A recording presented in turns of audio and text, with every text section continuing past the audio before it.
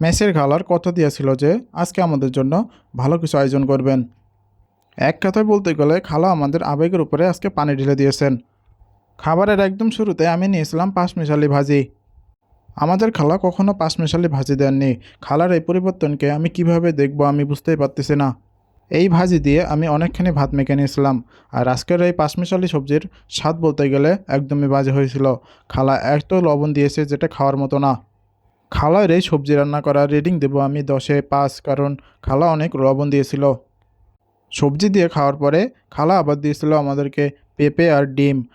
পেঁপের সাথে যে ডিম দেয় আমি আজকে প্রথমে দেখলাম।